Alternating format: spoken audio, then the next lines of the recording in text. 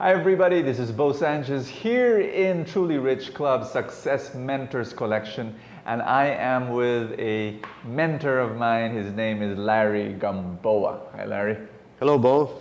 I'm excited to be here. Same here. Excited to be with you, and you've taught me so many things, not only in real estate, which is your forte, but also in life. And great to see you, Larry. Thank you, Bo. It's good to be here myself and to meet the folks. Do you remember that time, Larry, when we met 3 years ago? I mean, we've known each other for such a long time, you know, but 3 years ago we met each other in Power Books. Yes, and, very much. That was a pivotal moment for me because a year before that, I was asking God to give me a mentor for real estate because one of my discoveries in this journey towards financial freedom is that real estate has to have some play. I mean, when you look at all the wealthy people in the world, they're into real estate. Yes. And either they got rich through real estate or they parked their money through real estate. And so there, I started praying for a mentor, and there, you came along. And thank you. You're very welcome, Bo. And you call me a mentor, but I was just slightly ahead of the learning curve at that point in time. But Larry, can you tell me why is it that you know, all the rich people in the world, or most of them, let's not say all, but let's say most of them have their foot in real estate? Why? Well, it's solid. Solid? Yeah, it's got a house, it's got land. There's more and more people, but there's less and less land for the people to stay in. Well, that's true. That's true. And supply and demand. Yes, and because of that supply and demand, they can go to banks, for example, and borrow against real estate, using real estate as collateral. Absolutely. They cannot do that with stocks and bonds, for example. No. So it's very, very useful just to leverage it if you know what you're doing. Yeah. And the banks trust it. It's real estate. In fact, real means royal estate. The royals, the kings, used to own everything. Everything. That's why it's called real estate, royal estate. Yes. Gradually, through the years, the industrial age, the agrarian age, the people began to acquire ownership over the royal estate. Wow. So it's a big opening up of the floodgates. You can now own your own house and lot. Yeah. It became slowly the dream of every person, wherever you are in the world, to say, this is my own. That's right.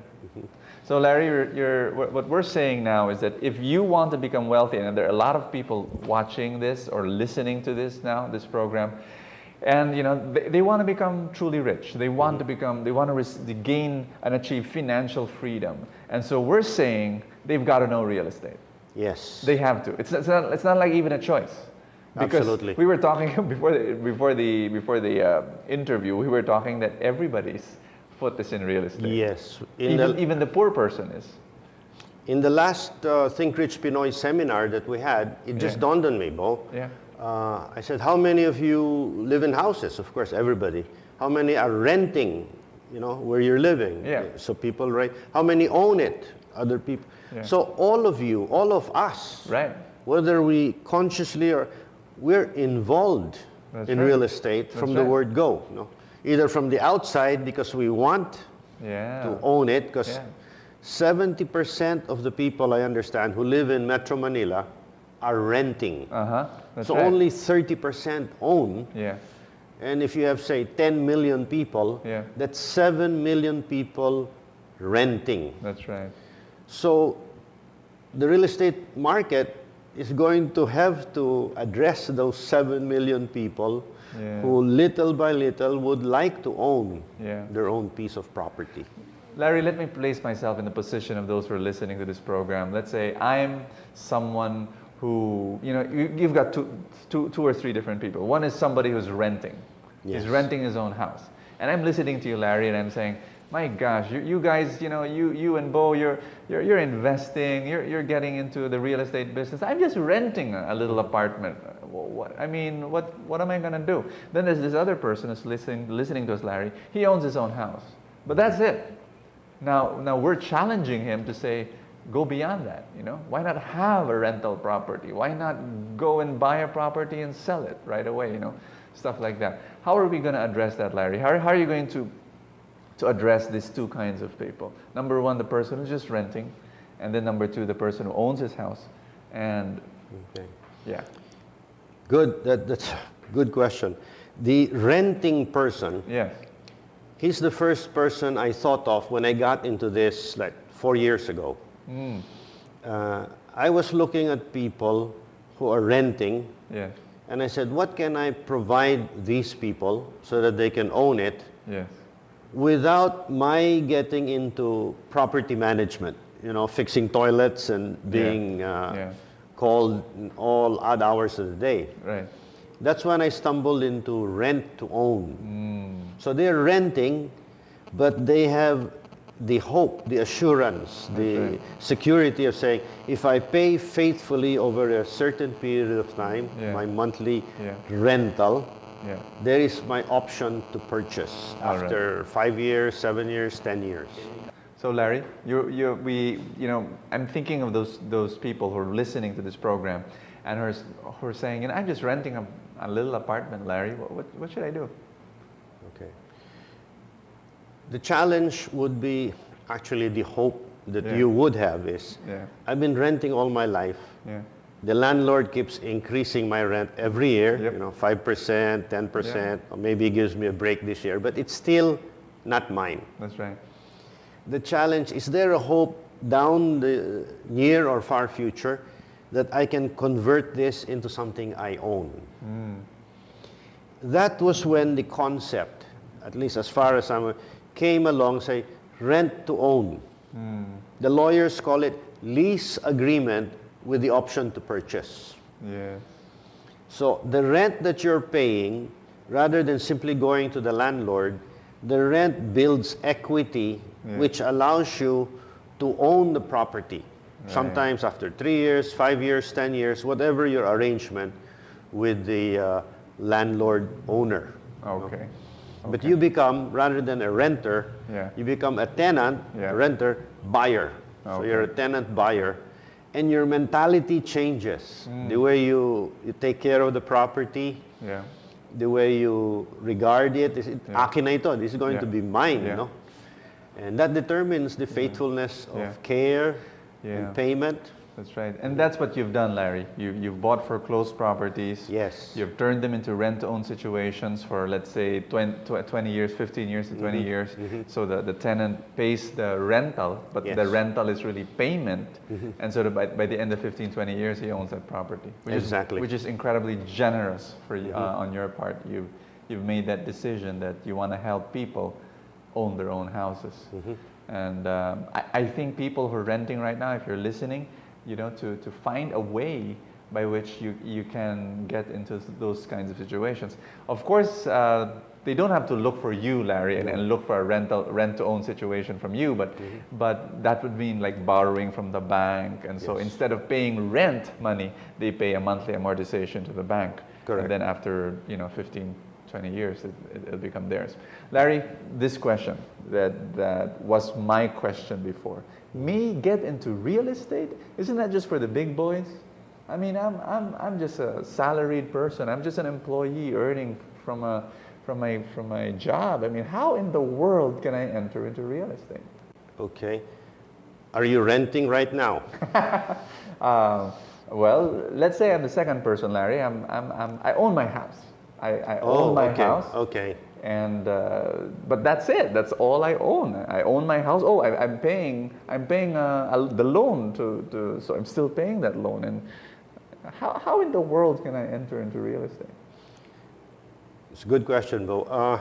First of all, you're paying the loan. You said that, no? Yeah, for my house. From Robert Kiyosaki's point of view, by definition, your house becomes a liability. Okay. Because if you're using borrowed money, that borrowed money is mortgaged with the bank or the person, the entity you're borrowing from. Therefore, you still don't own it until you've fully paid. That's right. So it's really a liability. It's you're really Yes. paying every Yes. month. Yes. It's an asset on the part of the bank. Ah. So it's putting money on their pockets. Yep, I agree. And the money is coming from your pocket. It's painful to pay that every month. Okay, okay. But of course, you are made to believe it's my home, it's an asset. Yeah. But that will lead to wrong kind of thinking. It's not yet an asset until it's giving you money. All right. So for example, I was just talking to a young man yesterday. He says, I bought a house. Yeah. I'm paying for the house. Yes. But I have 3 rooms, and there's like 3 people living in each room who are paying me $1,500 a month because I'm still single. So the money they're giving me pays for my amortization. Wow. That house is no longer a liability. He's turned it into an asset. That's beautiful. Just by a little bit of creative thinking on his part. Fantastic. So he's become an entrepreneur. Yeah. Using the same rental money that he would normally be using to pay rent. That's amazing. You know, Larry, I was just talking with my sisters, and they're, you know, they're some of them are living in their own homes already. Some of them are still looking for a condo somewhere, and I was telling my sisters, look, why don't we just put our money together and build something in our family property? Yes. And here in Cubao. And then I said, but instead of just building, you know, 5 condominiums for the 5 of you, why not build a 2nd story and a 3rd story and offer it as a rental situation? Beautiful. You know, that's something like what you mentioned. Absolutely. It takes the word, I love the word that you use, creativity. Yes. People don't have creativity. They want to have a house, they save for the house, they put a down payment, they start paying it for the next 20 years. Exactly. And they don't have the creativity to say, wait a minute, what if instead of just building one house, why not have a spare room? Why not have a spare unit? Why not, you know, and then offer that as a rental for someone, and then that rent pays the amortization. Right on, Bo. Wow. Creativity. Creativity. And you think it's only for a certain level. Yes. Even people living in San Lorenzo Village. Yes. I have a brother. His in-laws gave them a house. Yes. What he did is he took the house, very valuable property, Right. created a duplex out of it. So 2 houses. And it's renting or whatever, each one of them. Yes. And then they moved out somewhere else, and that rental is paying for the amortization. Beautiful. And for those who are non-Filipinos watching or listening to this, San Lorenzo is one of the, you know, more exclusive, pricier subdivisions. So that concept works for, you know, whether rich, my poor. single friend, you know, with several small rooms, you know, and now it's the high end. It's a concept that can be used wherever you feel appropriate. Larry, I remember when we went to Dubai, you met a person there that did not even own the house. Oh yes. And can you tell us that story, because that inspired me. What is he doing? He's a OFW. Yeah. Working in Dubai. Yes. And he's receiving his salary. But he wanted to generate income more than his salary. Yes. So he bought some. They have a special name in Dubai for this. They let them out, or they're really rentals. Yeah. And he brought in bed spacers. So they're paying him for the chance to sleep there, where Filipinos would have no place to stay. He gives affordable place to stay. And because of the number, you know, you have 4, 5, 7, he's getting nice income that pays for the rental and puts money in his pocket, in addition to his salary. You know? So he and his wife, again, just a little bit of creativity, and even outside the Philippines, they're generating passive income. What I liked about that story, Larry, is that he doesn't even own the house. Yes. He just rented the house, and then what he did was he started, you know, selling bed spaces. Yes. And the bed spaces is much more than the rent of the whole house, and so he has this little profit every single month. It's every single month. Just amazing how a little creativity does that. Larry, I'm here, let's say, I'm watching this show right now, Larry, and I'm saying, wow, that's interesting. But still, I don't have money. I still don't have, can I, someone who doesn't have money for down payment, can I get into the real estate game? What does it mean to buy? I go to this, salespeople come to me and they sell me this pre-selling condominium in this big building, or they sell me this property, empty lot in a subdivision. Is that the way to go, or are there other creative ways of doing it? There are definitely creative ways. No? One way I want to talk about is wholesaling. This is where you buy and flip a property, and you may not have any money to do this. You simply need to get your phone ring, and the people calling you want to sell their houses. Okay. If you know the game, and it's in the third book, Think Rich Quick, with Trace Trajano. That's right. You simply figure out the value of the property. Yes. There's a simple way of computing. Right. And now I'm moving towards with franchisees. Yes. At the end of the phone call, you would know the value, the after repair value. Yes. You would know the repairs, and if it has rental possibilities. Right. You can quote a price before you drop the phone. Wow. That you're offering to purchase the property for. Amazing. And it's calculated to be rejected. If they accept it, you're offering too high. Okay, so they reject it. But invariably, if they need the money, since it's an all-cash offer, very low, they come back to you. They call you. You have begun a conversation with them. And once they say, okay, we'll take it, you have a list of people already waiting and interested who you have begun to develop a relationship with, in a way of trained. You could sell that house because it is, right away, at 70% of the after repair value. So people who know you and know this is good value, that 30% gives them instant equity in the property. And what money did I put out? Nothing, because I just got the phone call, and then I emailed these people and flipped the property. Right.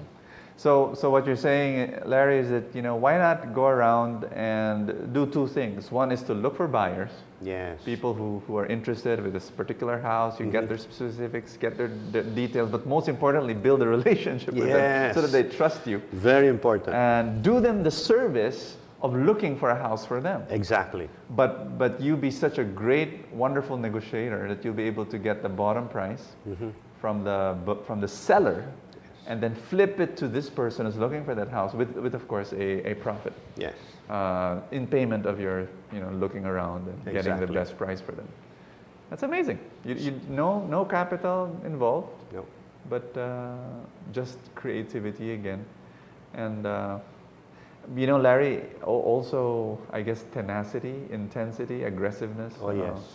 The discipline to wake up in the morning and say, I'm going to look for a house, or I'm going to look for a buyer. Yes. You also need certain skills. Okay. Like, you have to learn how to negotiate with the sellers. Yes. And then negotiation sometimes with the bank. Yes. Sometimes you have to negotiate with buyers. Yeah. So the ability to relate and negotiate, it can be taught, but we help people out by giving them scripts. Wow. So right now we're in the process of developing a script for dealing with the banks, That's amazing. Script for dealing with sellers of houses, a script for buyers, a script for real estate brokers. That makes life so much easier. Oh yes, they say fake it till you make it. So fake it like you're doing it, but you're working out of a script until you develop your own script. Yeah. And then you grow. Wonderful. And that's what you teach your franchisees. Yes, more and more, we're trying to get them into learning a system. Yes. For example, if the system of buying and selling and doing it through the phone and through the internet, they can do one house a month and have 100,000 wholesale profit. One house a month. In 1 year, that's 1.2 million pesos. That's right. Going to their pocket. Yeah. And they spend, say, 2 hours a day doing the system. That's right. What's hard about that? Yeah, yeah. As long as you have the discipline to be able to give that 2 hours a day. Yes. And really be, you know, I'd call it gung-ho, I'd call it aggressiveness, I call it, you know, saying, I'll do it. You know, there are people who are hesitant, you know. The key word, Bo, is discipline. Yeah. You know? That even if you don't feel like it, even if you're afraid, and there's a lot of fear because it's new, that you're willing to step out and take the chance. Oh, Larry, that's always been, you know, before I leave real estate, because I'd like to ask you about some other stuff, you know, about just the whole idea of how to become a man of wealth, and not only in money but in other areas of your life. But Larry, before I leave real estate, foreclosed properties. Let's talk about that, because people are afraid of calling the bank, or people are afraid of going to the bank and buying from the bank. They'd rather buy from what's the advantage of going and buying foreclosed properties? Several. One is the banks have done the work for you. Okay. They have foreclosed from somebody. Yes. The title has been cleaned up. It's been, they call it consolidated. Yes. So the name is transferred from them to the bank. Okay. You're spared all the paperwork, the legal stuff. Fantastic. You have a property that you know is good. Yes. And when I used to do it several years ago, they would even tell you, we can't give you this property because there's a tenant still living there. Okay. Now, of course, they're already telling you, you have to get rid of the tenant, we won't do it, and our name is too precious. So you have to be more careful. Yes. But before, they really took care of you. Yeah. And that's a big advantage. You don't need office staff. That's right. Your staff becomes the people of the bank, the lawyers of the bank, the people filing there, the account managers. They're all really working for you. That's right. And you're paying them nothing. Wow. So it's beautiful for a home-based business. Yeah. And then? And then, I just go to the bank and I'll just say, hey, what are your lists? Yes, and it's for free. It's for free. And when you ask them about their list and it's foreclosed, from very stern bankers who are suspicious of you, they start smiling at you and saying, can I offer you coffee? And marketing becomes the name of the game for them. Because they want to sell their property. Absolutely. Want to get rid of them. Yes. So if you come in interested, they'll treat you like a king. And it's funny, the banks call these non-performing assets. Yes. But an asset puts money in your pocket. Is this putting money in the bank's pocket? The answer is no. So they say, that's why we call it non-performing. Well, that's a contradiction in terms. How can it be an asset and non-performing at the same time? That's just... I also see the advantage, Larry, is that when you buy a foreclosed property from the bank, you don't have to give the whole money. Yes. You just pay 10 or 20% of the whole value. Big advantage. So if the property is what, 2 million, you just have to pay 200,000. Exactly. And then you pay, let's say, for the next 15 years.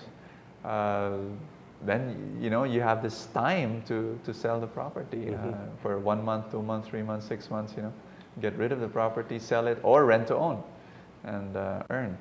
Larry, I need to say this to those who are watching and listening to this program. A rent-to-own situation is if the bank's monthly amortization that the bank gets from you, let's say 5,000 pesos per unit for one small tiny apartment, you can rent that apartment for, let's say, 7,000 or 8,000, and you have 2,000 a month. Absolutely. For you. But let's say if you have 10 of those units or 20 of those units, then that 2,000 is not measly anymore. No more. It can go beyond that. The question therefore is one of again going from bank to bank, looking for those lists and finding out the best properties. But with the internet, Bo, rather than going bank to bank, start with the telephone. Oh, okay. And there's all consolidated into one foreclosed property area. Oh, yes.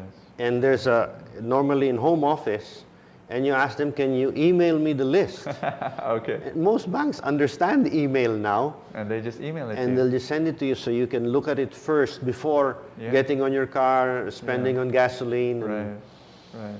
So you can again do the business. Amazing. With very little going out. That's right. If you got a system. Yeah. Larry, if somebody is interested in getting your system, the way you do things from A to Z, and you're going to coach them and you're going to teach them, what should they do? Email you? Email me at thinkrichpinoy@gmail.com. Yes. Attend your seminar first, get financially literate through the Truly Rich seminar and the coaching seminars. And then when you want to focus on real estate, attend our whole day Think Rich Pinoy Wealth Seminar. Yeah.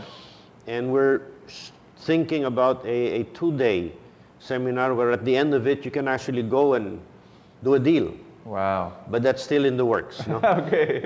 So in other words, we want to be able to get people to overcome the fear, That's right. to show there are simple steps, and that with maybe 2 hours, 1 hour a day, keep your job, don't resign, please. No. you can earn wholesale income or even passive income. That's great. That's great. Since I gotten to know Larry Gamboa, my dear friends, I've done already 9 properties. Wow. And it's been wonderful. Small ones, Larry, not like you. No. Larry has graduated to buying buildings now from buying apartments. But I'm still in the apartment stage, the units, the condos. But it's doing so well. I mean, not every property is doing well. Some properties, a few of them, I think 2 of them are not doing well.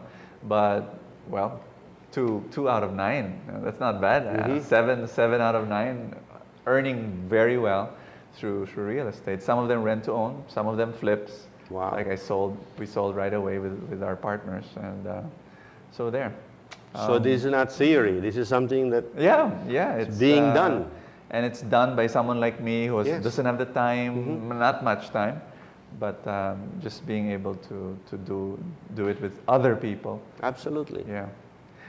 Larry, to take one step away from real estate, what do you think? You've been helping people, you've been teaching people all your life, and what's the secret to what are the things that if I want to be wealthy, if I want to be truly rich, what are the things that I need to do? I know it's a big question. Yes. But from you, the way you've taught people, you've met people, you have franchisees under you, and what do you see? Shortcut answer would be get to know the theology of money. Okay. So go to Bo Sanchez's feast where he talks about some of that, and the Truly Rich course. Because unless you get your head fixed up there are blocks. The theology of money clears up the blocks, clears up the misunderstandings. And we pick them up at childhood, we pick them up from our parents, we pick them up from school. And unless we fix that up, no matter what we do, something is holding us back. It's like brakes, and you got the accelerator going, and then the brakes are still not released. So very important to theology of money, the mindset, that's what I call it. Before you move into marketing, which is crucial for real estate, marketing, selling, and management. Those are the 3 big things. 3 M's. 3 M's. Mindset, marketing, and management. Wow. That's amazing. There are people who don't have the mindset. Yes. They don't know how to market. And they can't manage their life even. Absolutely. So how do you expect to be an entrepreneur? I mean, you can just wish it all you want, but no action follows. There are people who don't have the mindset. They just think poor. They think very negatively. It's terrible. Absolutely terrible. And then they don't know how to market themselves. Marketing is basically marketing yourself, because people will buy from you if they trust you. Yes. So how in the world so they don't know how to market themselves there, which is of course from mindset, because poor self-image, poor thinking, connected. It's all connected.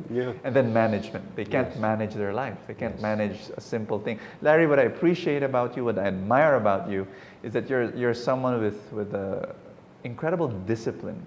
Like at this age, I'm not going to tell them how old you are, Larry, but you swim. 63. Okay. He announces it to the world. Okay. You swim, you box. I don't know how many times do you swim and you box, Larry, every week? I try to do it daily. Oh, either one or man. the other. Oh my gosh! At the age of 63, I wish I could be like you, Larry. I mean, I'm exercising now, you know, but you swim and you box. The key is to have fun. Yeah. Boxing is fun. Yeah. You're sweating, you're talking to people there, you're screaming your head off as you're doing the mitts, no? Swimming is a little more quiet. Okay. But there's nature, there's flowers, there's a lot of green where I do it, no? That's beautiful. You can even pray while you're swimming. You can just kind of step back and just let things flow. Fantastic. So it's a break. Yeah. It balances out. Yeah. And you have fun. Let's say you're a reader. Yes. You read a lot and you have fun doing that. You're someone also who you're the one who told me to journal. I mean, I was journaling when I was a kid, you know, when I was young as a teenager. But you said no, focus on journaling and make it a way of bringing out ideas and being a reflective person and planning. And, so I took that from you. So every morning. But you threw it back, and journaling could be a way of praying. Oh yeah. Talking to our Lord, no? Yeah. So it kind of opens up the individual to many, many things. Yeah. And Yeah. what a way to start the day. Which is managing your life. Yes. Managing your life. Exercise, eating the right food, and journaling, reflection, all of that. And then when you manage your life, then you can manage an enterprise. Yes. A tiny business first. Yes. Small deals first. Very, very And then true. later on, you know, marketing needs to be managed. Oh, the absolutely. whole area of marketing yourself and marketing your product and marketing your business. That's amazing, Larry. Yeah. So I love that. I love the 3 M's and so many other things. Thank you, Larry. You're very welcome, Bo. I hope to have a chat with you again because I know that we lack time, but there are so many other things I'd like to pick from your brain and share it to everyone. Well, we keep doing that informally, not necessarily in front of the camera. Yeah, of course, that's what we do. Drop by the feast every week, so that's a nice opportunity to learn and share. That's right, Larry. And so let me repeat, those who want to keep in touch with you, get in touch with you, that will be through thinkrich.pinoy@gmail.com. Am I right? Right. Okay. And you've published 3 books. Yes. It's Think Rich Pinoy. That's book number 1. And then you came out with Grow Rich Pinoy. That's right. And then finally, your 3rd book with Trace Trajano, it's Think Rich Quick. Yes. And all 3 books deal with creative real estate. Yes. Hallelujah. And the blocks and how to overcome blocks, the mindset. Yeah. And the 3rd book, because there's some people who are watching or listening to this that live in the U.S. actually. The 3rd book is co-authored with Trace Trajano, who lives in the U.S. Yes. And he's an employee. Procter & Gamble employee. But amazing how many deals he makes a year. Yes. How many, I think the last thing that, I don't know, I received an email from him is that he's buying a building now. Yes. Apartment complex, 200 unit apartment complex. Where is he buying this? What state? Dayton, Ohio. Oh my but gosh. There's different places. Yeah, he's got so many properties now. An employee. Yes. And it's possible. It is very possible. So get that book, Think Rich Quick, with Larry Gamboa and Trace Trajano. That's right. Thank you, Larry. Thank you, Bo. Thank you so much. Thank you for teaching. Yep. Wonderful. So there you have it. Larry Gamboa and the way he does real estate. It can be done anywhere around the world. And hope you've learned much today.